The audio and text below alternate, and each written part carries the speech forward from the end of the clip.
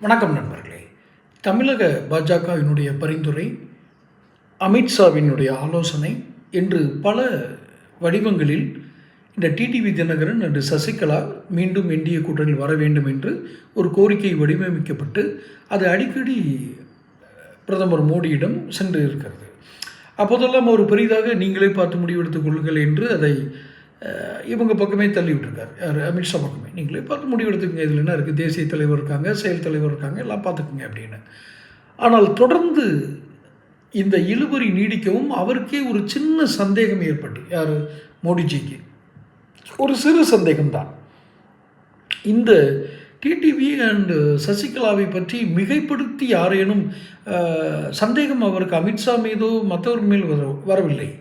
இந்த தமிழக அரசியலை குறித்த தவறான ஒரு கண்ணோட்டத்தினை, தவறான ஒரு வடிவமைப்பினை யாரோ செய்து கொண்டே இருக்கிறார்களோ, அதன் வடிவாகத்தான் இந்த இரண்டு பேரும் உள்ளே வருவதை குறித்து அதிகமாக பேசப்படுகிறதோ என்ற சந்தேகம் வரப்போய் அந்த ரிப்போர்ட்ஸை எடுத்து பார்த்து அந்த எதுக்காக டிடிவியும் சசிகலாவையும் சேர்க்கணும் அப்படின்னு பார்க்கும்போது இவர்களை பற்றி பேசுவதே வீண் வேலை என்கிற அளவுக்கு தான் அந்த ரிப்போர்ட் போயிருக்கு.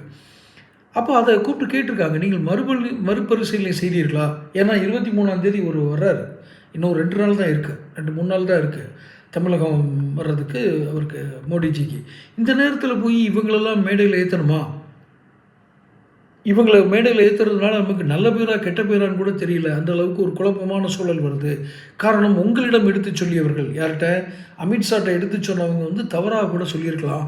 மறுபரிசீலனை செய்யுங்கள், அவங்கள கூட்டணியில் சேர்க்கணுமா, மேடையில் ஏற்றணுமா, இதெல்லாம் மறுபரிசீலனை பண்ணுங்கள்.